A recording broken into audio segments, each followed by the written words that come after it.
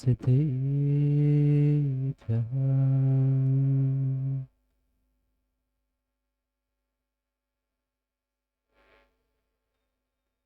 श्रीमद्गुरुं गम्भीरे स्यात्मानोघनाञ्चन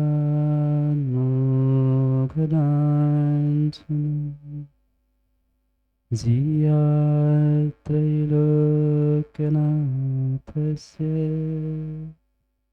शासनं जिनशासनं जय मङ्गलभूतानं विमलानं नारदंसनमयारं त्रैलोक्यस्य हियाणं नमोऽस्यासवसेतारणं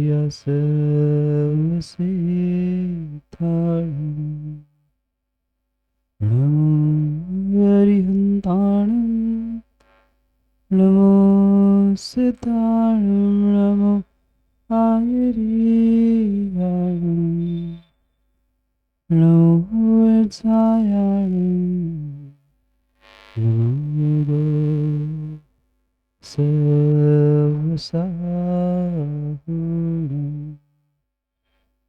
अनंत परम सिद्ध भगवान की 1008 से आदिनाथ भगवान की परम पूज्य आचार्य भगवान धरसेनाचार्य स्वामी की परम पूज्य आचार्य भगवान अरहत बली महाराज की परम पूज्य आचार्य भगवान भूतबली पुष्पदंत महाराज की परम पूज्य आचार्य भगवान गुरुवर विशुद्ध सागर जी महाराज की 3 कम 9 कोटि मुनिराजों की सनातन जैन धर्म की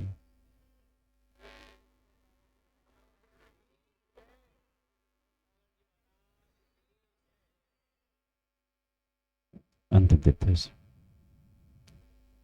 वर्धमान स्वामी के शासन में हम सभी विराजते और उनकी यह पावन पीयूष देशना हम सभी के लिए परम उपकारी। अनादिकाल से हमारी इस आत्मा में जो जन्म जरा और मृत्यु रूपी रोग लगे, उन रोगों का उपशमन करने वाली कोई परम औषधि है तो वह एकमात्र यह जनिमा भव्यात्माओं,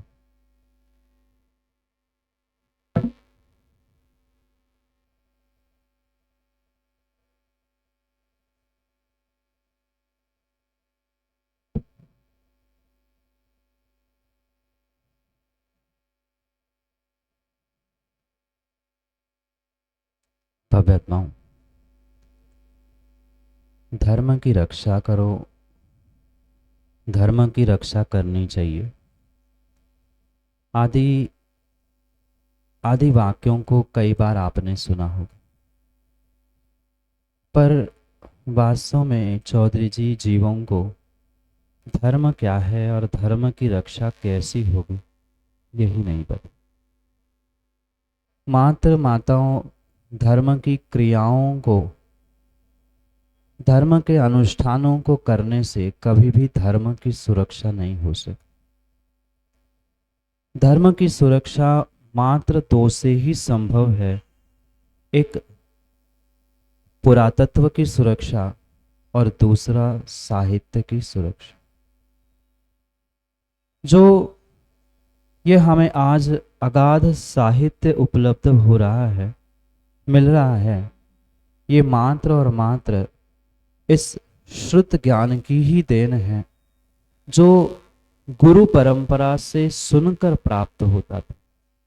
और विश्वास मानना, जहां धर्म के आगमों की, साहित्यों की सुरक्षा है, वहीं पे धर्म की सुरक्षा है। जिन संप्रदायों के पास, जिन आमनाओं के पास किसी भी प्रकार से कोई सैद्धांतिक साहित्य नहीं है, वे दर्शन अपने आप में कितने भी महान कहलाए जाए, पर उनकी सुरक्षा होना संभव नहीं। और इस जिन शासन की, जिन धर्म की सुरक्षा भी इस द्वादशांगमयी श्रुत से ही संभव है, क्योंकि यहाँ 24 तीर्थंकर इस जिनशासन में हुए, और मात्र 24 नहीं, अगर हम अनादिकाल से गिने तो ऐसे अनंतानंत 24 तीर्थंकर हुए। पर शायद आज तक कभी आपने ये नहीं सुना होगा कि कोई तीर्थंकर परंपरा चल रही। बहुत गौर से समझना, तीर्थंकर हुए, महान हुए, सब कुछ होने के बावजूद भी कोई तीर्थंकर परंपरा नहीं है हमारे जिनशासन में, श्रुत परंपरा। और उस श्रुत परंपरा में निर्ग्रंथ अर्यंत होते हैं, और उस श्रुत का आलंबन लेकर ही वे उन पदों को प्राप्त करते। क्योंकि जब तक जीव इस श्रुत के बारे में नहीं समझेगा, श्रुत के बारे में श्रुत करना यानी सुनना नहीं स्वीकार करेगा, तब तक श्रुत की सुरक्षा नहीं है। और जहाँ श्रुत की आगम की सुरक्षा नहीं है, वहाँ किसी प्रकार से धर्म की भी सुरक्षा संभव नहीं। ये तो हमें ग्रंथ साहित्य के रूप में आज जो देखने को मिल रहे हैं, ये तो हमें लिखे लिखाए ग्रंथ कुछ काल से ही प्राप्त हो रहे। वास्तव में श्रुत परंपरा वो थी, गुरु ने एक बार शिष्य को समझा दिया, एक बार में ही शिष्य ने कानों से श्रुत किया यानी सुना, और उसको बोध हो गया, ज्ञान हो गया। ये वास्तव में श्रुत परंपरा थी, क्योंकि गुरु से ही शिष्य को, शिष्य से प्रति शिष्य को, पुनः प्रति शिष्य को, ऐसी ये परंपरा श्रुत परंपरा थी। किसी भगवान, किसी निर्ग्रंथ आपने कहीं ये भी नहीं सुना होगा कि पंच परमेष्ठी परंपरा है। आचार परंपरा भी शुरू हुई तो वो भी आज की ही देन है। पूर्व समय में कई आचार्य परंपरा नहीं थी, परंपरा गुरुवावली होती थी, पर आचार्य परंपरा नहीं, ये श्रुत परंपरा थी। और इस श्रुत अवतार को ही समझते हुए हमें आज के श्रुत पंचमी पर्व को समझना है। आज क्या है जानते हैं आप लोग? साल में एक आध बार तो कम से कम बोध होना चाहिए कि हम श्रुत पंचमी मनाते हैं। क्यों मनाते हैं? बहुत सारों को तो श्रुत पंचमी है ये भी मालूम नहीं, क्यों मनाते वो तो दूर की बात है, पर उन्हें बोध ही नहीं है कि श्रुत पंचमी होती है और क्यों, कैसे मनाई जाती है। ये अद्भुत दिन और अद्भुत समय जब साक्षात तीर्थंकर वर्धमान स्वामी इस भारत वर्ष में भारत की धरा को सुशोभित कर रहे थे। लगभग 30 वर्ष उन्होंने अपने केवल ज्ञान से, दिव्य वचनों से, दिव्य उपदेशों के माध्यम से इस धरा को केवल ज्ञान से सिंचित करने का प्रयास किया। उन तीर्थंकर महावीर के जिन शासन में जो हम विराजते हैं, उनके वह शिष्य जो गणधर के रूप में होते हैं, वे 11 गणधर उनके मुख्य शिष्यों के अंतर्गत स्वीकार किए गए, और उनमें भी मुख्य भगवान गौतम गणधर स्वामी।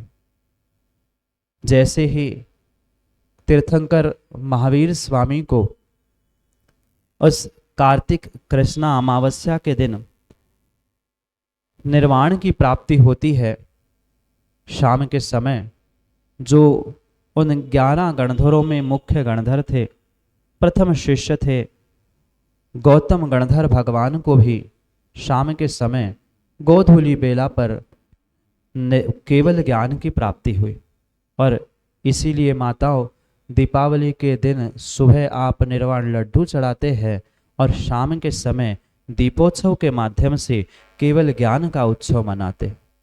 वह केवल ज्ञान से आलोकित होते हुए गौतम गणधर भगवान भी 12 वर्ष तक लगातार इस भारत भूमि में विचरण करते रहे। पुनः जैसे ही वह गौतम गणधर भगवान को प्रातः समय में निर्वाण की सिद्धि होती है, शाम के समय वह दूसरे अनबद्ध केवली के रूप में वह केवली भगवान सुधर्माचार्य महाराज पुनः उस केवल सूर्य को अपने स्वाधीन स्वीकार करते हुए पुनः इस धरा को संचित करने का प्रयास करते। वे भी लगभग 12 वर्ष तक केवल ज्ञान के माध्यम से इस धरा को दिव्य उपदेशों के माध्यम से पुनः पुनः धर्म मार्ग पर जोड़ने का प्रयास करते रहे, क्योंकि ये केवल ज्ञान की श्रृंखला अनुबद्ध थी। इसलिए ये 3 अनुबद्ध केवली की परंपरा कही जाती है, जो अंतिम अनुबद्ध केवली के रूप में जम्बू स्वामी महाराज हुए। उन्होंने उस अनुबद्ध केवली की परंपरा को वहां 30 वर्ष तक जीवंत और जयवंत रखने का प्रयास किया, क्योंकि जितनी आयु शेष थी उतनी ही आयु तक उन्होंने अपने केवल ज्ञान के माध्यम से स्वयं के लिए तो चराचर जानने का, पहचानने का प्रयास किया ही था, पर वह दूसरे को भी उपदिष्टित करते हुए धर्म मार्ग पर बढ़ाने का प्रयास किया। बस जैसे ही वे अंतिम अनुबद्ध केवली उनके आयु के निषेकों को समाप्त करते हुए निर्वाण लक्ष्मी को प्राप्त करते हैं, उस दिन उस समय से ये केवली भगवंतों की परंपरा, केवली भगवंतों की अनुबद्ध केवली की व्यवस्था वहीं पर समाप्त हुई। क्या करें, जैसे काल का विच्छेद होता जाता है, काल का परिवर्तन होता जाता है, दिन बदलते जाते हैं, सबका पुरुषार्थ, सबका पुण्य और सब व्यवस्थाएं समाप्त होती।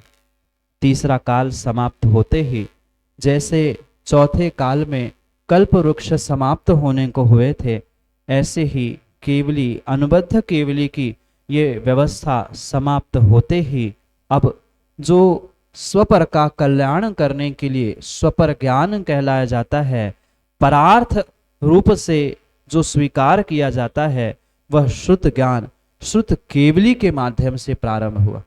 क्योंकि ये श्रुत पंचमी के पर्व के दिन श्रुत अवतार की कथा समझना परम आवश्यक हुआ करता है कि हमें ये जो आज इतना विशाल साहित्य, इतना विशाल श्रुत जो प्राप्त हो रहा है, उसके लिए हमारे पूर्वाचार्यों ने, हमारे दिगंबर गुरुओं ने और हमारे महान महान विद्वानों ने कितना पुरुषार्थ किया, कितनी मेहनत की है, ये समझना, उनके समर्पण, उनके त्याग को जानना बहुत आवश्यक है।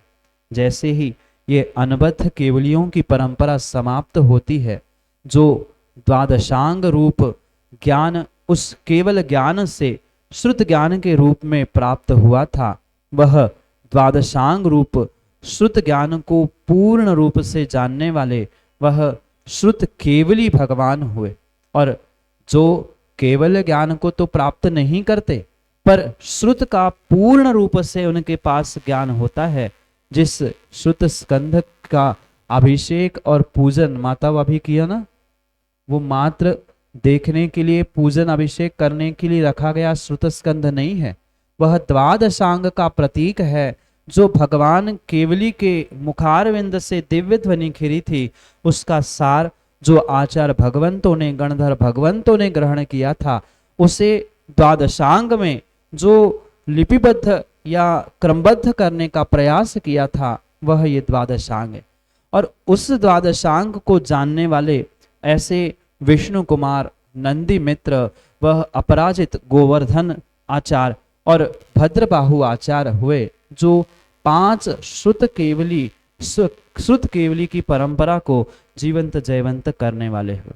जो गोवर्धनाचार्य थे, वे विचार कर रहे थे कि क्या किया जाए, अब मेरे आयु के निषेक तो बहुत अल्प बचे हैं, ऐसा क्या पुरुषार्थ किया जाए कि मैं अपने ज्ञान को किसी योग्य शिष्य को दूं। कौन होगा वह श्रुत केवली, अंतिम श्रुत केवली, उसकी खोज में वे निर्ग्रंथ मुनिराज निकल पड़ते। किसकी खोज में? कोई दान चंदे की खोज में नहीं, अपितु धर्म को, श्रुत को आने वाले समय में ऐसा ही जीवंत और जयवंत रखने के लिए योग्य शिष्य की खोज में निकलते। और विहार करते करते अचानक एक बालक को खेलते हुए देखते हैं। वह खेल खेल रहा था और खेल खेलते खेलते एक गोटी, एक पत्थर, 2 पत्थर, 3 पत्थर, एक पत्थर के ऊपर एक पत्थर के ऊपर एक, वह जमाने का प्रयास कर रहा था। कुछ समय तक वे गोवर्धनाचार्य वही खड़े होते हैं और देखते हैं ये बालक कर क्या रहा है, क्योंकि वे स्वयं इतने ज्ञानी थे, निमित्त ज्ञान उनके पास था ही। उन्होंने अपने निमित्त ज्ञान से जाना ये बालक एक के ऊपर एक 12 गोटियां रखने का प्रयास कर रहा है और रख भी चुका।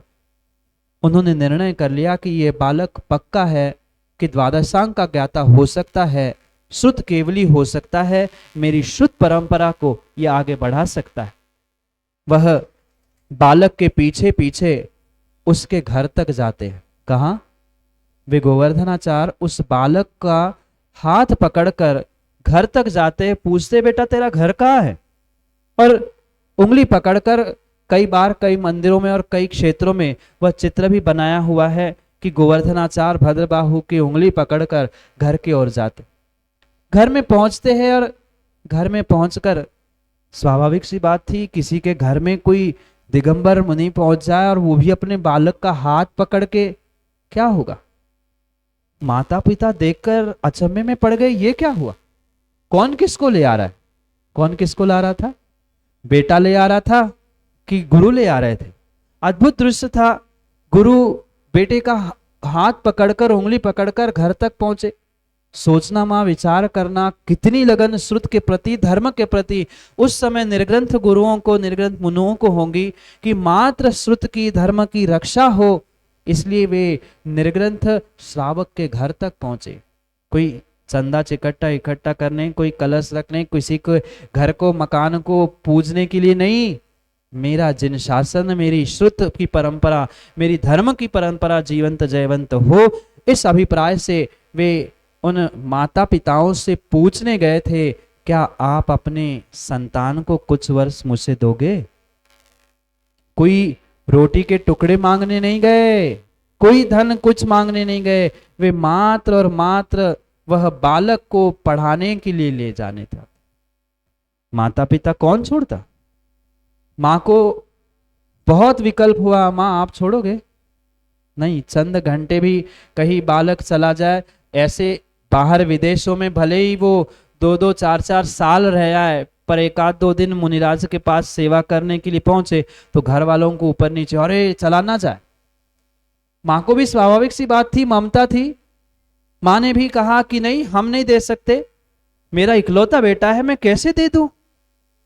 चूंकि वह ब्राह्मण जाति से था और उस पिता को, यानी बेटे के पिता को ज्योतिष का अच्छा ज्ञान था।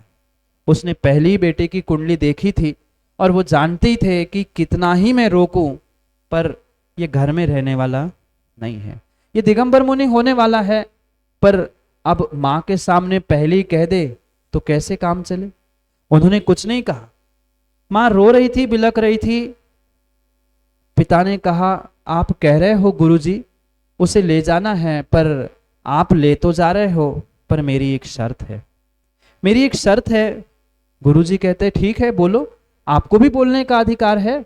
उन्होंने कहा, आप ले तो जा रहे हो, पर उसको दीक्षा नहीं देना। आपको ले जाने को हम मना नहीं कर रहे, पर आप दीक्षा नहीं दोगे। गुरुजी ने कहा, गोवर्धनाचार्य ने कहा, ठीक है मान लिया आपकी बात, मैं मात्र 16 वर्ष तक उसका अध्ययन कराऊंगा और फिर कायदे से मैं उसे आपके घर भेज दूंगा। पर यह ध्यान रखना, उसके बाद अगर वो लौट कर आकर निवेदन करता है, फिर मैं आपसे पूछूंगा नहीं, मैं अपना कर्तव्य, मैं अपना वादा पूरा करूंगा, पढ़ाई के बाद उसे घर भेज दूंगा। फिर उसके आगे रोकना नहीं रोकना, क्या करना, वो आपका और उसका विषय है, मेरा नहीं। वैसा ही हुआ। 16 वर्ष तक गुरु के पास रह के कोई अध्ययन करे और गुरु के पास रहकर गुरु से कुछ प्राप्त करने की इच्छा ना हो, ऐसा हो ही नहीं सकता। 16 वर्ष के अध्ययन के बाद वह बालक कहने लगा कि गुरुजी मुझे नहीं जाना है घर। जिसने श्रुत पढ़ लिया हो, जान लिया हो सही क्या है गलत क्या है, वो कैसे घर में, कैसे विषय भोगों में लीन हो सकता है? वो खूब खूब गुरुजी से कहता रहा कि गुरुजी मुझे नहीं जाना, नहीं जाना। पर गुरुजी ने कहा, बेटा मैं तुम्हें, तुम्हारे माता पिता को वचन दे के आया हूं, गुरु के वचनों खातिर तुम्हें घर जाना होगा, गुरु के वचनों खातिर तुम्हें घर जाना होगा। अब गुरु का वचन था, शिष्य क्या नहीं करता। अध्ययन के बाद, 16 वर्ष के अध्ययन के बाद वो पुनः घर पहुंचता है राज सम्मान के साथ। कोई 16 वर्ष बाद लौटे और गुरु के पास से विशेष अध्ययन करके लौटे। क्यों? आप डॉक्टरी करके आते हो तो घर में समाज में भी तो डॉक्टर साहब सम्मान होता है कि देखो कोई विशेष अतिथि आया है, कोई मुख्य अतिथि आया है। फिर जो दिगंबराचार्य से पढ़ के आया होगा उसका कितना नगर में सम्मान हुआ होगा। सम्मान के साथ प्रवेश तो होता है, पर सुबह की रोटी भी मुश्किल से वो खा पाता है और उस दुपट्टे को माँ के सामने फैलाकर माता पिता से भीख मांगता है। कोई पैसों की भीख नहीं, कोई पैसों की भीख नहीं। दुपट्टे को फैलाकर माता पिता से कहता है, हे माँ, हे जन्म जननी, हे जन्म के प्रदाता पिता, आपने इस शरीर को, इस पर्याय को मुझे देने का प्रयास किया है। इस शरीर के कर्ता आप हो। मैं ये झोली फैलाकर आपको इस पर्याय की, इस शरीर की भीख मांगता हूँ। मैं गुरु के चरणों में जाकर दीक्षा लेना चाहता हूँ, आपकी आज्ञा लेने के लिए आया हूँ। किसकी भीख मांगी? इस पर्याय की, इस शरीर की भीख झोली पहनकर बेटे ने मांग ली। अब जिसके भीतर वैराग्य उत्पन्न हो जाता है, उस वैराग्य को कोई रागी रोक नहीं सकता। और जिसके भीतर वैराग्य है नहीं है, उसे धक्का भी देकर बाहर करो, वो जा नहीं सकता। जिसको जाना है उसे रोका नहीं जाता, और जिसको जो रुका है उसे भगाया नहीं जाता। इतना कूट कूट के वैराग्य भरा था, और पिता को तो बोध था ही कि उसको तो दिगंबराचार्य बनना ही है, पर मां के खातिर कहने के लिए उन्होंने रोकने का प्रयास किया। पर 16 साल जिसका अध्ययन हुआ है, मां 16 दिन में ही, 16 दिन हुए ना मुनि संघ को आके, 16 दिन में ही ऐसा लग रहा है कितना सुना और सुने और प्राप्त करे। फिर गुरु से 16 वर्ष जिसने अध्ययन किया, वह उसी दिन उल्टे पांव निकलता है और शुभ मुहूर्त देकर दीक्षा लेकर अंतिम शुद्ध केवली की इस परंपरा में वह भद्रबाहु स्वामी हुए, जो महान 1 नहीं 2 नहीं 3 नहीं 24,000 शिष्यों के वह आचार्य बने। किन्हीं आचार्य भगवंतों ने 12,000 शिष्यों का भी प्रमाण दिया है, पर जो ये दिगंबर श्वेतांबर की कथा और विभाजन प्रारंभ हुआ, ये भद्रबाहु स्वामी, उनके शिष्य आदि से ही ये कथानक प्रारंभ होता है। क्योंकि आज समय बहुत अल्प है और श्रुत का अवतरण, श्रुत का लेखन, षटखंडागम कैसे अवतरित हुआ, ये मुख्यता से आज हमें समझना। कालांतर में जैसे ही समय और बदलता गया, जीवों का क्षयोक्षम, जीवों का पुण्य, जीवों की धारणा शक्ति अपने आप कम होते गई। वहां श्रुत केवली की परंपरा समाप्त होने को हुई। मतलब श्रुत केवली द्वादशांग को जानने वाले ये 5 आचार्य हुए। उसके बाद जो उनके शिष्य परंपरा को आगे बढ़ाते गए श्रुत को, वह कहीं 11 अंग 10 पूर्व, क्योंकि 11 अंग 14 पूर्व का ज्ञान, द्वादशांग का ज्ञान श्रुत केवली को होता है। क्षयोक्षम कम होने के कारण से वह 11 अंग और 10 पूर्व का ज्ञान बचा। पुनः क्रम क्रम से 9 अंग 5 अंग, अंतिम समय ऐसा आया जब मात्र और मात्र 1 अंग का कुछ अंश, जिसे अंगांश ज्ञान कहा जाता है, इतना ही अंश रूप ज्ञान वहां पर निर्ग्रंथ आचार्य भगवंतों को रहा। और उसमें से ही एक महान आचार्य जिनको अंग अंश का ज्ञान शेष बचा था। कितने अंग है मां? द्वादशांग मतलब 12 अंग।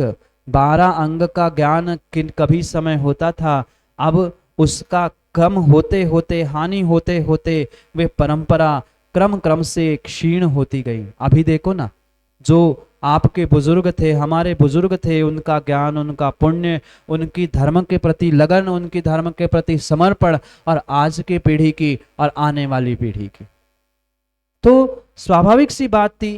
काल घटता गया, पंचम काल का प्रभाव बढ़ना था, और उसी कारण से ये घटते घटते घटते घटते अंग अंश का मात्र ज्ञान वहां पर शेष रहा। उसमें महान आचार्य धर्सेनाचार्य हुए, जिनको अंग का मतलब 1 अंग का 1 अंश ज्ञान बचा, कुछ ही ज्ञान बचा। अब वो भी चिंतित हो गए कि मेरी आयु भी समाप्त होने वाली है, अब इस अंग अंश का क्या होगा? जो थोड़ा सा चुटकी भर ही ज्ञान मेरे पास है, मैं अगर शिष्य को नहीं दूंगा तो कैसे होगा? मेरा ही इतना क्षयोक्षम कम था, गुरु ने इतना सारा पढ़ाया, मैं इतना सा पढ़ पाया, उतने से इतना याद रख पाया, फिर मैं अगर इसे लिपिबद्ध नहीं करूंगा, लिख के नहीं जाऊंगा, शिष्यों को दे के नहीं जाऊंगा, तो उनका तो क्षयक्षम दिन ब दिन और कम होता जाएगा। ये श्रुत परंपरा कैसे आगे चलेगी? और उनके दिलो दिमाग में ये विचार आता है कि किन्हीं योग्य शिष्यों की खोज करनी चाहिए, क्योंकि वे वृद्ध हो चुके थे और सौराष्ट्र के उस पर्वत की गुफा में वे निवास करते थे। अंतिम समाधि की साधना चल रही थी, पर फिर भी एक विकल्प आया, कोई मठ मंदिर बनाने का नहीं, जिन शासन को जीवंत जयवंत रखने के लिए श्रुत परंपरा को लिपिबद्ध करने का। वहां जैसे ही धरसेनाचार्य भगवान की ये श्रुत परंपरा 633 वर्ष तक लगभग चलती रही, वह विचार कर रहे थे अपनी आयु के निषेक पूर्ण होने से पूर्व कि मैं क्या करूं, और उनको एक विकल्प भीतर से जागृत होता है कि वैडूर नदी के तट पर अरहत बलि आचार्य है, और अरहत बलि आचार्य अपने शिष्यों के साथ वहां पंचवार्षिक यति सम्मेलन कर रहे। पहले ये परंपरा थी कि अपने अपने पूर्ण संघ को 5 वर्ष में एक बार बुलाकर यति सम्मेलन किया जाता है, जो परंपरा कुछ एक वर्ष से गणाचार्य विरागसागर जी महाराज ने जो प्रारंभ की, ये प्राचीन परंपरा है, नया नहीं, मात्र पुनः एक बार उसे उजाला देने का प्रयास किया। तो कर्नाटक के पास कहीं दक्षिण में वो वैडूर नदी के किनारे अरहत भली आचार्य भगवंत अपने यति सम्मेलन में यतियों को समझा रहे थे। उतने में ही दर्शनाचार्य भगवान महाराज का पत्र समाचार उस यति सम्मेलन में पहुंचता है, और जैसे ही पत्र यति सम्मेलन में आचार्य भगवंत स्वयं पढ़कर सभी यतियों के सामने रखते हैं कि ऐसा ऐसा विकल्प किन्हीं आचार्य भगवंत को सता रहा है, वे अपने एक अंग के अंश ज्ञान को देना चाहते हैं। मेरी तो सामर्थ्य वहां पहुंचने की नहीं है, क्योंकि आचार्य भगवंत उन शिष्यों की अपेक्षा से कुछ वृद्ध थे, प्रौढ़ थे। तो उन्होंने कहा कुछ युवा शिष्यों की उन्हें आवश्यकता है, जो लगन से श्रुत की सेवा कर सके, लगन से ज्ञान अध्ययन करते हुए उसे लिपिबद्ध कर सके। घोषणा होनी ही थी, पत्र को सम्मेलन में सभा में रखना ही था। उतने में 2 निर्ग्रंथ मुनिराज तड़ाक से खड़े होते हैं और हाथ जोड़कर गुरु से कहते हैं, भगवान आपकी अगर आज्ञा हो और आप अगर हमें योग्य समझते हो तो हम दोनों वहां दर्शनाचार्य महाराज के पास जाने के लिए तैयार है। गुरु की भी आंखें एक क्षण के लिए नम हो गई, वो भी सोच में पड़ गए। कहाँ किन्हीं आचार्य भगवंत को लगा कि मेरे शिष्य को बुलाया जाए, और मुझे अच्छा लगा कि मेरे शिष्य में योग्यता है, कोई तो जाने के लिए तैयार हुआ। गुरु को छोड़कर जाना, और पता कहाँ दक्षिण कर्नाटक, कहाँ सौराष्ट्र पर जाने के लिए गुरु को छोड़कर श्रुत की आराधना के लिए बहुत बड़ी बात थी। उन्होंने कहा ठीक है बेटा, तुम जल्दी ही तैयारी करना और विहार करते हुए वह श्रुत की संवर्धन और सुरक्षा के लिए पहुंच जाना। गुरु का मंगल आशीर्वाद लेकर वे मंगल भावों के साथ इस प्रकार से वे विहार करते हुए पहुंचे कि कभी आहार नहीं मिला, क्योंकि ऐसे भी कई नगर हमने जब इस काल में देखे हैं, हाँ इस काल में भी प्रशांत भाई ऐसे नगर हमने देखे, नगर में पहुंचे तो कहते हैं महाराज यहाँ आहार नहीं हो सकते, आप अगले नगर जाओ।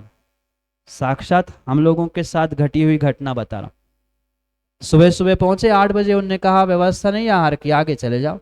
हम तो चले गए, वो बाकी की बात की है, पर बताना चाहता हूं उस समय भी उन्होंने ना आहार का विकल्प किया, ना विहार करवाने वाले कौन हैं, कैसा क्या होगा, कहाँ निहार कहाँ विश्राम, जहां जैसे उन्हें समय मिलता गया वे दौड़ते भागते। मतलब दौड़ने भागने का मतलब आप दौड़ते वैसे नहीं, एरिया समिति से ही गए, पर इतने द्रुत गति से पहुंचे कि कोई विकल्प नहीं।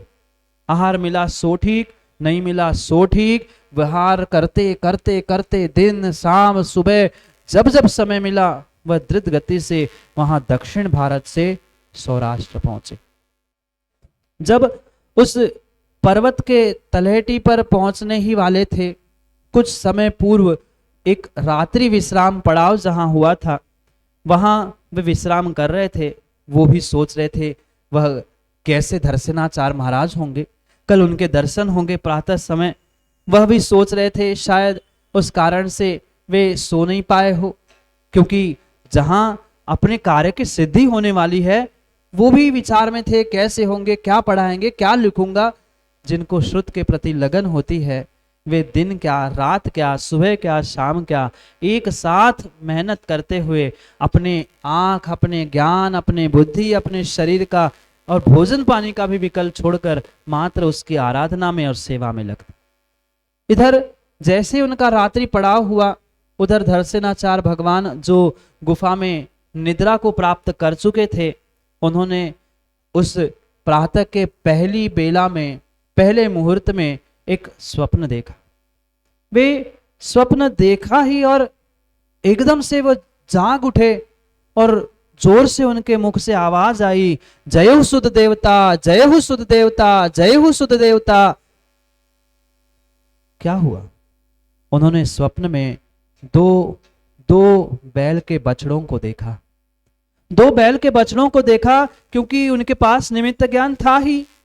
वो जान चुके थे कि जिसकी मुझे इच्छा थी, जिन शिष्यों की मुझे तलाश थी, वो शिष्य आज मुझे मिलने वाले हैं। धर्मरथ को, तीर्थ परंपरा को चलाने वाले दो बछड़े, दो शिष्य आज मेरे पास पहुंचने वाले। जय से जो आवाज आई, कम से कम एक बार माताओं आप बोले ही लो, जय हो सुध देवता, जय हो, जय दो, जय दो।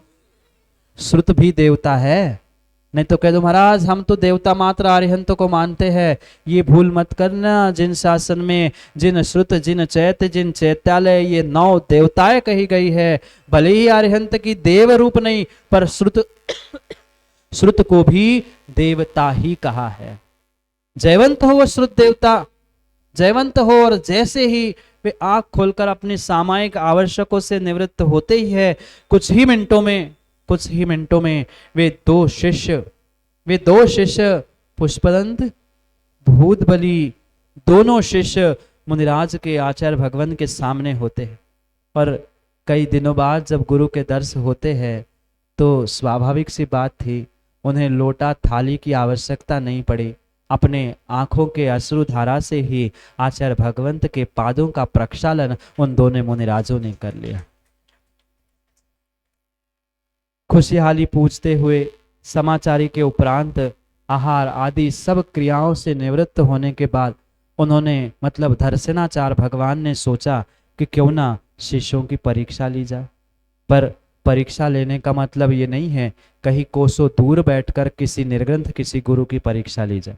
परीक्षा लेने के लिए पहले हम परीक्षा के योग्य है कि नहीं श्रावक को ये समझना होगा, क्योंकि आज बहुत स्थानों पर वह श्रावक क्या, साधु क्या, विद्वान क्या, हर कोई एक दूसरे की परीक्षा करने में तुला है, सिवाय अपने आप के। हाँ, सबकी परीक्षा होती, अपनी परीक्षा पराग जी कोई नहीं करता। गुरुओं की भी परीक्षा करने लगे आजकल समाज भी और साधु भी। तो उन्होंने ये नहीं कहा पहले परीक्षा दो, ये एग्जाम फॉर्म है, नहीं, पहले समाचारी की। इतना विहार करके आए थे, कुछ विश्राम, कुछ आराम के बाद चूंकि ज्ञान देना था, स्वाभाविक सी बात है, इतना द्वादशांक के एक अंश का कुछ ज्ञान देना है, थोड़ी सी बात देनी है। क्यों, आप डॉक्टर है ना तीनों, आप किसी को पीएचडी डीलिट आदि कराने से पहले उसकी परीक्षा लेते हो कि नहीं? मेरा नाम आएगा तो उसको भी देखते हैं ये योग्य है कि नहीं मेरा शिष्य बनने के लिए। जो एक अंश ज्ञान भी नहीं है, लौकिक पढ़ाई के पहले आप परीक्षा करते हो, उन्हें तो जिनवाणी का ज्ञान देना था। उन्होंने सोचा कि क्यों ना शिष्यों की परीक्षा की जाए। ध्यान रखना, शिष्यों की परीक्षा करने का अधिकार मात्र गुरुओं को है, अन्य किसी को नहीं। गुरु तो शिष्य की परीक्षा शशांक कर सकते हैं, पर दूसरा कोई नहीं।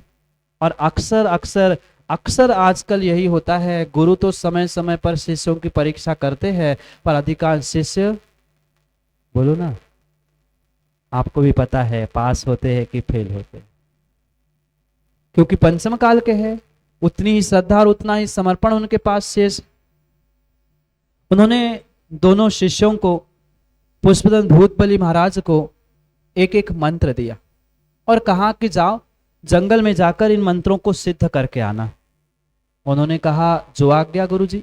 ये नहीं कहा कि हमें यहाँ का पता नहीं है, कहाँ जंगल में जाऊं, अकेला जाऊं, शेर खा जाएगा, कोई आ जाएगा, कुछ नहीं। गुरु आज्ञा सर्वोपरि। गुरु ने कहा मतलब कह दिया, किंतु नहीं परंतु नहीं, क्या है कैसा है कुछ नहीं। फिर दोनों गए जंगल में, जाकर साधना में लीन हो गए और उस मंत्र की आराधना प्रारंभ की। क्योंकि हमारे आचार्यों ने यह स्पष्ट उल्लेखित किया है कि प्रत्येक मंत्र के अधिष्ठाता देव देवी देवता आदि होते।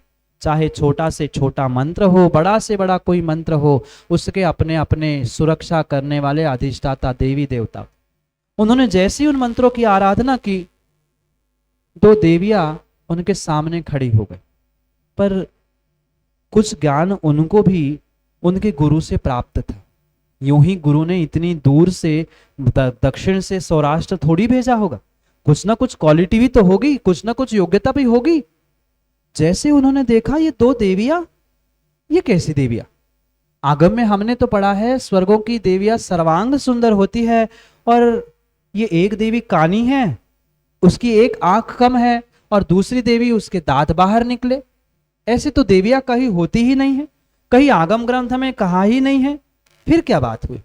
जब उन्होंने विचार किया, अपने क्षयोक्षम का, ज्ञान का, बुद्धि का प्रयोग किया और पुनः मंत्रों को देखा, अरे मंत्रों में एक अक्षर कम है, इसलिए कानी देवी सिद्ध हो गए। मंत्रों में एक अक्षर अधिक है, इसलिए दांत बाहर निकली हुई देवी सिद्ध हुई। क्योंकि पहले तो गुरु की आज्ञा थी, जो मंत्र मिला उन्होंने पढ़ना प्रारंभ किया, पर थोड़ा सा मंत्र ज्ञान, निमित्त ज्ञान आदि का ज्ञान उनके पास था। और जैसे ही देखा वे बहुत अच्छा हुआ।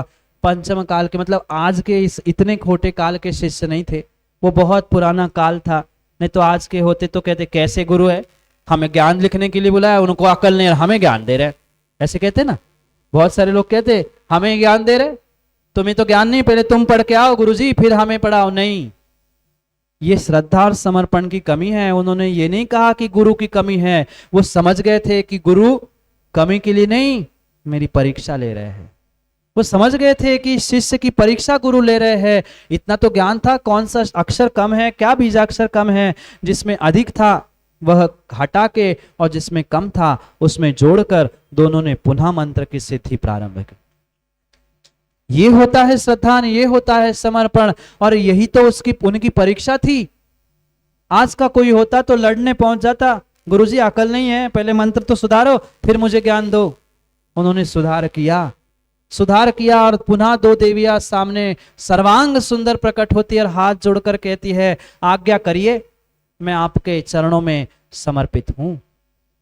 वह जैसे ही निर्ग्रंथ मुनिराजों की आंख खुलती है, वे कहते हैं, देवी मैंने आपको सिद्ध नहीं किया, मुझे आपसे कोई प्रयोजन नहीं, कोई मतलब नहीं है।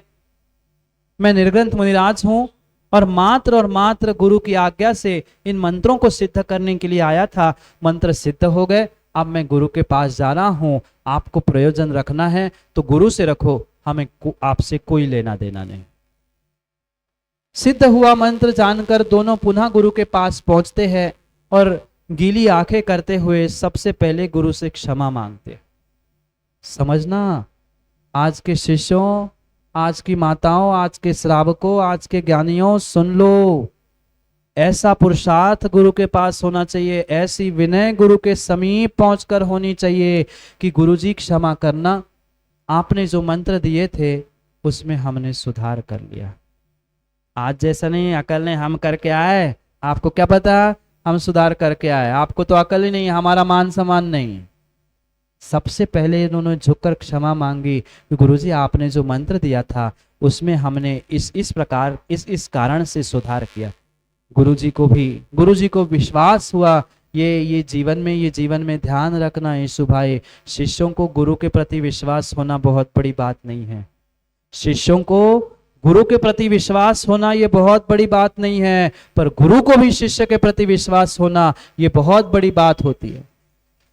गुरु को भी विश्वास हुआ कि मेरे शिष्य योग्य है। जैसे ही वृत्तांत सुनते हैं वो शिष्य को, दोनों शिष्यों को गुरु गले लगा लेते हैं और कहते हैं, ठीक है बेटा, अब तुम योग्य हो, मैंने आपकी परीक्षा की थी, आप परीक्षा में पास हो गए हैं, अब शुभ मुहूर्त देखकर हम ज्ञानार्जन प्रारंभ करेंगे।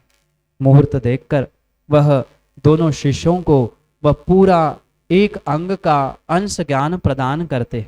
और पुनः वही बात, जो गुरु के पास रहकर ज्ञान प्राप्त करेगा वह गुरु को कैसे अकेला छोड़ सकता है।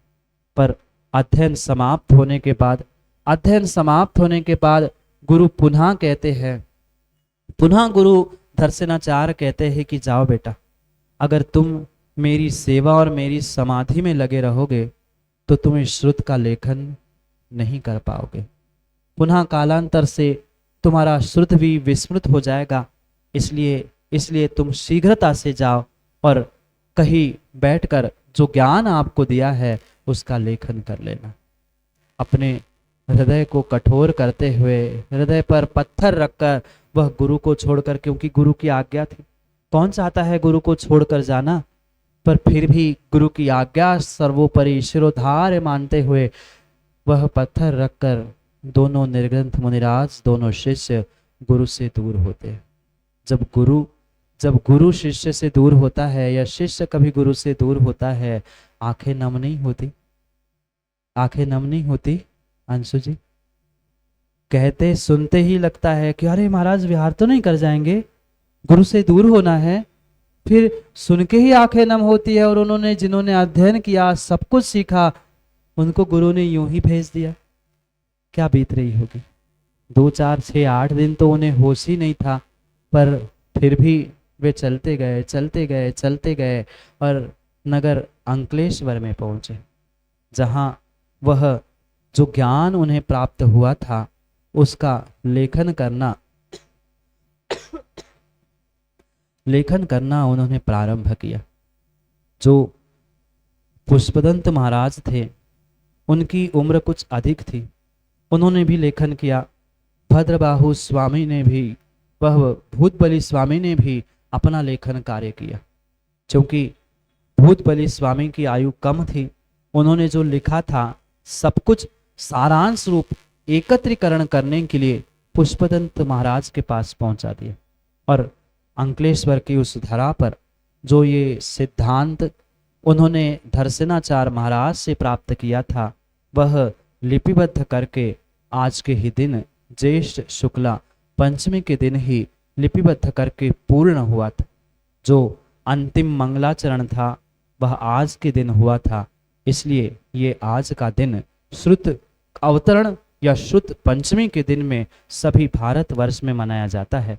और ये ऐसा श्रुत का अवतरण हुआ कि जो नगर के राजा थे, अंकलेश्वर नगर के राजा थे, उन्होंने उस षट खंडागम को, क्योंकि 6 खंडों में विभाजित ये सिद्धांत प्ररूपित किया गया था, ऐसे 6 खंडों में विभाजित ये षट खंडागम कहाँ रखकर, आपने तो प्रशांत जी इतने वर्षों में शायद पहली बार पालकी में रखते यहाँ लाने का सौभाग्य सब समाज और निर्गंध साधु के सानिध्य और मार्गदर्शन से ये पुरुषार्थ फलीभूत हुआ। वहां माँ कोई पालकी, कोई घोड़ा नहीं, हाथी पर वह षटखंडागम रखा गया और पूरे नगर में उस श्रुत को जीवंत जयवंत करते हुए दिव्य घोष, दिव्य नाद के साथ परिभ्रमण करते हुए जिन शासन की महती प्रभावना के साथ उस महोत्सव को मनाने का पुरुषार्थ वहां के राजा ने किया। हमारे पास आज भले ही हाथी, घोड़ा, ऊंट कुछ नहीं है, पर कम से कम हमारा ये श्रेष्ठ मस्तिष्क तो अपने पास है ही। ये श्रुत पंचमी के दिन सभी जैन धर्म के अनुयायियों को इतना नियम करना चाहिए कि साल में कम से कम माँ एक ग्रंथ का स्वाध्याय करे। क्योंकि जितना स्वाध्याय करने का नियम संकल्प होगा उतनी अपने आप श्रुत की सेवा होगी। क्योंकि जो पढ़ता ही नहीं है, पढ़ना ही नहीं चाहता, वह मात्र वेस्टर्न हर साल बदलने से क्या होगा। कई सारे स्थानों पे हमने देख लिया कि वे वेस्टर्न तो बदलते हैं, पर मात्र वेस्टर्न बदलने से काम नहीं होगा, वो तो बदलना ही पड़ेगा। पर जिनवाणी की सेवा भी वह स्वाध्याय आदि के माध्यम से करनी होगी। वह जिनवाणी माँ भी शायद बोलती होती। कुछ दिन पहले भी मैं यहाँ आया था, सिद्धांत ग्रंथों का, सभी ग्रंथों का दर्शन किया, और जब ये स्थिति देखी उस समय पर उन्होंने अभी बता रहे थे कि क्या समय था। अंग्रेजों को जमाने में उन्होंने अपने नियम संकल्प के साथ इस श्रुत की सेवा करने का प्रयास किया, और आज मंदिरों में भी जाकर देख लेना कितने चावल, कितने वे लाल पीले और कैसे हो गए। जिनवाणी भी शायद जिनवाणी आज बोलती होती ना तो डॉक्टर साहब कहती कि जलम रक्षेत तैलम रक्षेत रक्षत शिथिल बंधनात् मूर्ख हस्तव्य न दातव्यम ब्रुवंती जिन भारती। आप लोगों को कुछ समझ नहीं आए, समझा दूंगा, पहले इन विद्वानों से बात कर लूं। तैलम रक्षेत जलम रक्षेत, वही सर को खुजाया, वही इधर खुजाया, वही पन्ने पलटे। आजकल तो इतने घिने लोग हो चुके हैं कि वही थूक लेते। अपनी माँ को थूक से लगाओगे, फिर इस जिनवाणी माँ को भी पन्ने थूक से पलटते हो। मात्र आगम ग्रंथ ही जिनवाणी नहीं है, जो अखबार है, जो सामान्य भी ग्रंथ है, जो जो लिपिबद्ध किया गया है, वे सभी भगवान की दिव्य ध्वनि है और सब कुछ श्रुत है। हम लगाया थूक पलट दिए। कम से कम इतना तो विवेक रखो, ये हम माँ कहते हैं और माँ को कभी हम अपने थूक भरे हाथ से, गंदे हाथ से स्पर्श करते नहीं करते। वो जिनवाणी माँ कह रही जलम रक्षेत, जल से मेरी रक्षा करो, तैलम रक्षेत, तेल से मेरी रक्षा करो, रक्षेत शिथिल बंधनात्, शिथिल बंधन में बांध के रखना चाहिए। कोई ने ऐसा कस के बांध लिया टूट ही गए, और कोई ने इतना ढीला बांध गया 2-4 पन्ने ही सटक गए। हर जिनवाणी वेष्टन में बांध कर ही रखनी चाहिए। और इसीलिए सरस्वती की पूजा में माँ ये ध्यान रखना, कोई चित्र वाली, कोई प्रतिमा वाली नहीं, ये जो अलमारी में दिख रही ना, यही सच्ची सरस्वती है। सरस्वती जो सरस रूप से वदन करने वाली है, व्याख्यान करने वाली है, यही द्वादशांग सरस्वती है। और उसको शिथिल बंधन में बांध कर ही सुरक्षित करने चाहिए। और आज जो ये अलमारियों की मात्र शोभा बन चुकी है, अगर तुम्हारे क्षयोक्षम की शोभा बन जाए तो किसी को कहना नहीं पड़ेगा कि साहित्य की, सिद्धांत भंडार की कहीं की सुरक्षा करो। हम अपनी सोच की सुरक्षा करें तो इनकी सुरक्षा तो अपने आप यूं ही हो जाएगी। इसलिए कम से कम इतना नियम लो कि जीवन भर में नहीं, कम से कम साल भर में, 2 साल में कोई एक ग्रंथ, कोई एक जिन शासन के ग्रंथ का स्वाध्याय करे। नहीं है शक्तिमाँ, षटखंडागम, धौला जैसे ग्रंथ महान ग्रंथों का निर्णय करने की, पर कम से कम जो आज निर्ग्रंथ मुनिराज कई विद्वानों के द्वारा देशना परख उपदेशात्मक जो ग्रंथ हुए हैं, उनकी सेवा, उनकी शुश्रूषा, उनकी व्यवस्था के लिए पुरुषार्थ करो। क्योंकि सच्चा श्रुत दान या ज्ञान दान वही है। मात्र इधर की जिनवाणी उठाकर महाराज को भेंट कर लेना, हमने शास्त्र दान की बोली ले ली, इनमें खुशियां मत बनाओ। श्रुत ज्ञान तो जो श्रुत संवर्धित हो रहा है, पुनः प्रकाशित हो रहा है, पुनः संभालने का प्रयास करो। जैसे ये पुराने कई सारे भंडार, यहाँ नहीं, ऐसे कई सारे सरस्वती भवन, सरस्वती भंडार इस भारत की भूमि पे है। वहाँ जो जीर्ण शीर्ण जिनवाणी हो रही है, उसको स्वयं के हाथों से संवर्धित, संरक्षित करने का प्रयास करो। क्योंकि दूसरों को दे दिया, वो तो दूसरे अपने हिसाब से करेंगे, पर मेरी माँ सही बताओ, आप लोग भी बताओ, अपनी माँ को पड़ोसी के घर में रख दोगे ना? बोलो विभोर भाई, अपनी माँ को पड़ोसी के घर में लालन पालन सुरक्षा करने भेजोगे ना? बोलो हाँ। नहीं भेजेंगे, क्यों? बेटा संभाले, कोई संभाले नहीं संभाले, पर बेटी तो यही कहती है कि माँ कहीं मत जाना। माँ बोलो ना, मौन है क्या? माँ नहीं बोलती, बेटी नहीं बोलती, बेटा नहीं संभाले, बहू नहीं संभाले, पर माँ मैं तो संभाल लूंगी, जब तक मैं हूं तब तक संभाल लूंगी। अगर महिला ही निर्णय कर ले, इस भारत की पूरी महिला निर्णय कर ले कि नहीं, हम जिनवाणी की सेवा करेंगे, जिनवाणी की सुरक्षा करेंगे, तो दूसरे किसी को, किसी बेटे और किसी बेटी का मुंह देखने की आवश्यकता नहीं पड़ेगी। पर महाराज जी, हम ही एक नहीं हैं। क्यों माताओं, आरा की माता है, बुलाए तो 2 ही 4 पहुंचते हैं, पता नहीं। कम से कम कुछ ऐसा मंडल बने, कुछ ऐसी व्यवस्था बने जो जिन श्रुत की, जिन गुरुओं की, जिन भगवंतों की सेवा करने के लिए। और आप तो ऐसे पुण्यात्मा हो माताओं, जिस दिन से मैं आरा में आया हूं उस दिन से सोच रहा था कि कितने कितने कितने तीव्र पुण्य का आप लोगों का उदय है। बहुत सारे स्थानों में बहुत सारी परंपराएं नष्ट हो गई, पर अभी भी आपके इस आरा नगरी में ये जो आर्ष परंपरा चल रही है वे वास्तव में प्रशंसनीय है। कोई कितना भी समझाने के लिए आ जाए, नहीं तो आजकल के तथाकथित विद्वान पहुंच जाएंगे, अरे ऐसा है वैसा है। पर आपको जब अवसर मिला है, देव शास्त्र गुरु तीनों की सेवा करने का बराबर मौका मिला है, उसको गमाना मत, गमाना मत। कम से कम ऐसा मंडल यहाँ पर होना चाहिए जो जिनवाणी की ही नहीं, जिन भगवान मतलब जो ये अभी जो 10-12 कितने मंदिर में प्रणत सागर अभी वेदी प्रतिष्ठा कितने हुई, लगभग आपके 45-48 मंदिरों में से 5-7 मंदिरों की जो 8-10 दिन में जीर्णोद्धार हुआ है। माताओं, आप अगर ठान लो ना, आप अगर ठान लो, आपका कोई ऐसा मंडल बन जाए जो जिन श्रुत और जिन भगवान जिन गुरुओं की सेवा में तल्लीन हो, तो विश्वास मानना वे जो जिनालयों की आज दुर्दशा हुई है, जो जिनालयों की दुर्दशा हुई है, वह शायद बच सकती है। पर महाराज जी, किट्टी पार्टी के लिए तो समय है, पर महिला मंडल में आने के लिए हमारे लिए समय नहीं है। बुरी लग जाए तो उत्तम क्षमा, पर सत्य यही है। आज की बहू बेटी और आज के बहू बेटी क्या, सास को भी फैंसी ड्रेस पहन, बुरी नहीं मानना, मैंने पहले क्षमा मांग ली। हाँ, कई बार तो ऐसे वस्त्रों के साथ मंदिरों में और यहाँ वहां पहुंचते हैं कि हमारी आंखें झुक जाती है। कम से कम अपने उम्र का तो लिहाज रखे, पर यह समझाने वाला नहीं है। जब तक माताओं आपका कोई मंडल, आपका कोई संगठन नहीं होगा, तब तक विश्वास मानना निर्ग्रंथ गुरु भी आने के लिए विचार करेंगे। जिन देवता और जिन श्रुत की भी सुरक्षा होना संभव नहीं है, क्योंकि आज संगठित होने की आवश्यकता है। और आप ठान लो तो पक्का मान लो गुरु के आशीर्वाद से ये अद्भुत कार्य जो 8 दिन में जिन मंदिरों की सुरक्षा के रूप में हुआ था, आज की माँ अगर एकत्रित हो जाए, क्योंकि आपका नाम ही महिला है। परसों सुन रहे थे ना, पंडित जी महिला का विश्लेषण कर रहे थे। दूसरे प्रकार से मैं कह दूं, महिला जो महल को भी हिला दे वो महिला है।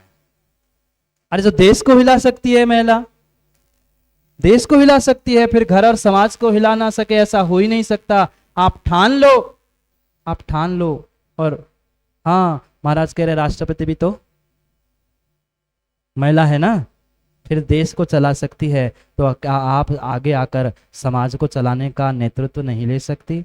करने के लिए तो कर सकते हैं, पर हमें कोई जगाने वाला नहीं मिला। अब गुरु जगा रहे हैं, किट्टी पार्टी कम करो, कह देना आज इतनी कम से कम मोबाइल में इतना तो भेज ही देना। जो जाते हैं उनके कह देना किट्टी पार्टी बाद में कर लेना। मैं मना नहीं कर रहा हूँ, वो तुम्हारा विषय है, पर कम से कम एक ऐसा संगठन हो जैसे आज युवाओं ने मिलकर संगठित काम किया। लगातार 3-4 दिन ये उठाओ ये करो, उन युवाओं ने भी समर्पण से काम किया। ऐसे महिलाओं का भी एक संगठन हो, युवाओं का संगठन हो, तो विश्वास मानना जहाँ संगठन होता है समाज में, वहाँ देव शास्त्र गुरु हमेशा ही प्राप्त होते रहते हैं। और आप लोगों की भावना है ना, कई दिनों से आप लोग श्रीफल चढ़ा रहे हैं, पूरी कमेटी और पूरे समाज के रोज आए दिन महाराज जी आगे का आप जानते हो किस लिए श्रीफल चढ़ा रहे हो। पर जब तक आपकी कोई संगठना नहीं है, जब तक युवा और जब तक महिला और पूरी समाज संगठित नहीं है, तब तक किसी प्रकार के निर्ग्रंथ के चातुर्मास की संकल्पना करना व्यर्थ है। इसलिए सोच लेना, विचार कर लेना, फिर प्रणत सागर से नाम और संयोजना सब समझ लेना, क्योंकि वो उसमें माहिर है। हाँ, वो सब मार्गदर्शन कर देंगे। और मैं तो कहता हूँ आज श्रुत पंचमी का दिन है, अभी है तो अभी या दोपहर में प्रणत सागर से मिलके आज ही उस संगठन की और महिला मंडल की घोषणा कर लेना, युवा मंडल की घोषणा कर लेना। श्रुत पंचमी की ये हमने जो सिद्धांत भवन में ये पुरुषार्थ किया है वह आज वास्तव में सार्थक होगा। और आज से जो परंपरा प्रशांत भाई, पराग भाई, विभोर भाई और जो सचिव जी और डायरेक्टर साहब जितने हैं, इस वर्ष से जो हमने परंपरा प्रारंभ की है श्रुत को पालकी में लाने की, वह हर साल हर वर्ष श्रुत पंचमी ऐसे ही बरकरार रहे और ऐसा ही पुरुषार्थ होता रहे। आज 50-100 लोग थे, आगे 200-500 हो गए, क्रम से इसमें भी वृद्धि होती रही। पर जागरूकता अपन हम सभी को ही लानी है। किसी एक व्यक्ति दो व्यक्तियों के ये शुद्ध भंडार नहीं है। हमारे जिन शासन की धरोहर है उसकी सुरक्षा करना ये हमारा स्वयं का कर्तव्य है। इसलिए जो जिनवाणी माँ कह रही है, मूर्ख हस्तव्यम न दातव्यम, मूर्ख के हाथ में कभी जिनवाणी दे मत देना। जिसको बोध है, विवेक है, उनके ही हाथ में सुरक्षा करने के लिए ये जिनवाणी सौंपने की आवश्यकता है। जो बुजुर्ग हमें दे गए हैं उसकी सुरक्षा, चाहे मंदिर रूप हो, चाहे ये श्रुत मंदिर रूप हो, वे जिन देवताओं का मंदिर है और ये श्रुत देवता का ज्ञान मंदिर है, इन सभी मंदिरों की और सुरक्षा आवश्यक है। पर इन सभी मंदिरों की सुरक्षा तभी अजय भाई हो सकती है जब हम अपने मन को मंदिर का रूप दे, मन मंदिर बन जाए, तो सभी मंदिरों की सुरक्षा हो सकती है। समय आपका घड़ी का हो गया है, हो गया ना? हाँ, घड़ी समय तो होता ही है। समय किसके लिए रुकता है? समय किसी के लिए नहीं रुकता, समय किसी के लिए नहीं रुकता है। इसलिए सोचे समझे विचार करे, पुनः पुनः देव शास्त्र गुरु का सानिध्य मिले, संभव नहीं है। ये आरा की शुद्ध पंचमी, हम तो सोच रहे थे कि पंचकल्याणक हो गया है, अब आगे बढ़े, पर शुद्ध पंचमी जैसा महान पर्व जहाँ श्रावकों को और समाज को सच्चे देव, सच्चे शास्त्र के साथ गुरु का भी निमित्त प्राप्त होता है, वह सौभाग्य महाभाग्य में बदलता है। ऐसे ही उत्साह और आनंद के साथ हम हर अवसर को प्राप्त करते रहे, गुरु का आशीर्वाद और गुरु का मार्गदर्शन प्राप्त करते हुए हम जीवन में संगठित होते हुए। नहीं बनाओगे ना? बनाओ, नहीं बनाओ, हमें थोड़ी आश्रम बना के रहना है, हमें तो समय आएगा, गुरु की आज्ञा आएगी तो चले ही जाना है। फिर आपका विषय, आपकी समाज और आपके मंदिर पर जिन शासन की सुरक्षा हो, ये मात्र और मात्र जैसे पूर्वाचार्यों का लक्ष्य था, वही हमारा भी लक्ष्य है कि पुराने मंदिर, पुराने शास्त्र, क्योंकि डॉक्टर साहब आज तो आप हम जैसे ग्रंथ छापने वाले और छपवाने वाले भी मिल जाएंगे, क्योंकि नए संतान को जन्म देना बहुत बड़ी बात नहीं होती, पर बुजुर्गों को संभाल कर रखना, उनकी सेवा करना, ये बहुत कठिन कार्य होता है। ये हमारे सबके बुजुर्ग है, इनकी सेवा करना, इनकी सुरक्षा करना, ये हमारा दायित्व बनता है। उसका परिपालन हम प्रतिदिन प्रति समय करते रहे, समय को समय पर पुनः समझने का प्रयास करते हैं, क्योंकि समय पे किया गया काम समय को दिलाता है। बोली भगवान महावीर स्वामी।